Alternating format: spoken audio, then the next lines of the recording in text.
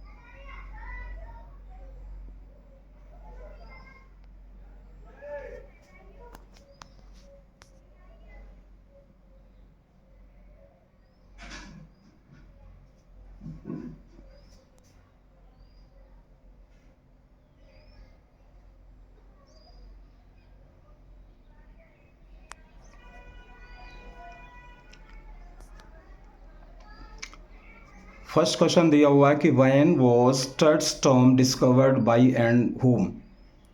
इसका मतलब होता है कि तट की जो टॉम था, कब्र थी, उसकी खोज कब हुई और किसके द्वारा की गई। किसके द्वारा की गई? तो इसका आंसर दिया हुआ है Tut's tomb was discovered in 1922 by Howard Carter, a British archaeologist, after many years of futile searching by him. Tut का जो टॉम की खोज की गई ये 1922 में की गई थी। एक हॉवर्ड कार्टर है जो एक अंग्रेजी आर्कियोलॉजिस्ट है, एक अंग्रेजी आर्कियोलॉजिस्ट है। उन्होंने बताया कि after many years of futile searching by him, after many years यानी बहुत सालों के बाद में, और फ्यूटाइल व्यर्थ की बहुत सालों के बाद में उन्हें सर्चिंग बाय हिम उनकी तलाश की थी। मतलब काफ़ी टाइम तक उन्होंने, काफ़ी वर्ष तक उन्हें तलाश किया, इनकी खोज की थी। इसके बाद में सन 1922 में पता लगाया गया कि तट की जो टूम थी, उसका जो कब्र थी, वो कहाँ कैसे मिली। सेकंड क्वेश्चन दे रखा है वॉट मिस्ट्री सराउंडेड तट। वॉट मिस्ट्री सराउंडेड तट का मीन्स होता है कि जो तट थे उनको रहस्य के बारे में क्या पता चला, उनका क्या रहस्य था, उनकी मृत्यु का क्या रहस्य था, कैसे क्या था।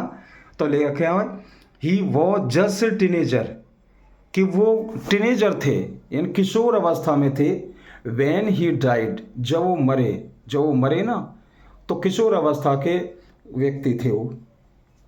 The modern world has speculated about, और इस मॉडर्न वर्ल्ड ने स्पेक्यूलेटेड कर लिया, अनुमान लगा लिया कि अबाउट उनके बारे में, व्हाट हैपन टू हिम, कि उनके साथ में क्या हुआ। यानी कि पूरी दुनिया ने पता लगा लिया कि उनके साथ में क्या हुआ। और मोस्टली क्या हुआ कि with murder being the most extreme possibility, और ये अनुमान लगाया कि उनका सबसे ज़्यादा जो संभावना थी उनका, कि उनका मर्डर किया गया, उनका खून किया गया, अर्थात उनको मारा गया।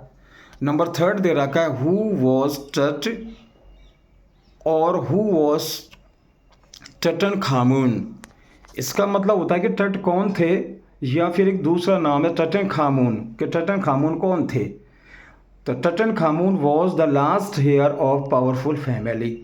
जो टटन खामून थे ना, वो लास्ट हेयर, अंतिम वो उत्तराधिकारी थे पावरफुल फैमिली, एक शक्तिशाली परिवार के अंतिम उत्तराधिकारी थे दैट हैड रूल्ड इजिप्ट, जिन्होंने इजिप्ट का मीन्स होता है मिस्र में रूल्ड किया था, शासन किया था, एंड इट्स एम्पायर, और इनका जो एम्पायर था अर्थात उनका साम्राज्य जो था सेंचुरीज तक चला, वो शताब्दी तक चला।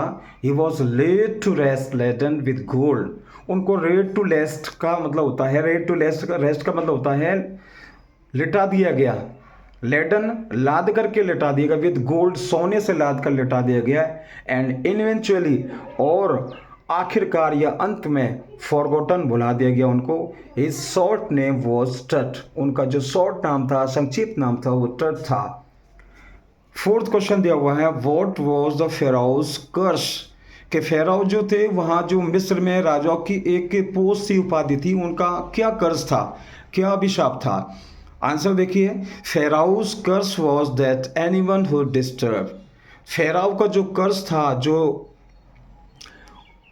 उनका अभिशाप था, टट एनीवन हु डिस्टर्ब, कोई भी व्यक्ति उनसे डिस्टर्ब हो सकता था। टट्स टर्म वुड आइदर, टट्स की जो टर्म थी, जो कब्र थी, आइदर मीट हिज अनटाइमली, जब उनको मिला अनटाइमली असामयिक डेथ, मृत्यु के बारे में, और misfortune would fall upon him, और उनको पर वो दुर्भाग्य वो फॉल अपॉन हिम उन पर आ गया। Why did discovery of third term curse of the sensation, ये अगला दिया हुआ 5 का, why did discovery third term, जो टट की जो टर्म थी अर्थात उसकी जो कब्र थी, उसका कॉज सेंसन, उससे क्या सेंसन हुआ, उसके क्या सेंसन को कहते हैं, सनसनी किस हिसाब से फैली है। आंसर दिया हुआ है द कंटेंट्स ऑफ द टर्म were the richest royal collection ever found and have become part of the pharaoh's legend cause और सेंसेशन। तो कंटेंट्स ऑफ टर्म, जो टर्म के जो कंटेंट्स थे, जो कंटेंट्स को कहते हैं, उसमें जो सामग्री थी, जो मटेरियल था, वर द रिचेस्ट, वो बहुत ज़्यादा रिचेस्ट था।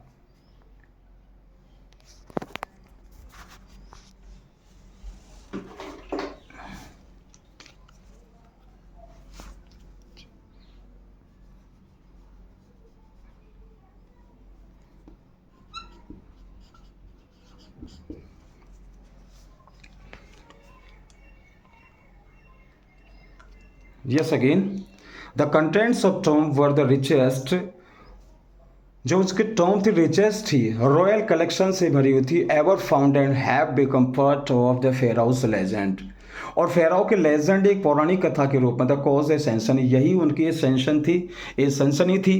तो सभी स्टूडेंट्स हैं इस लेसन नंबर 3 के 5th क्वेश्चन हो चुके हैं।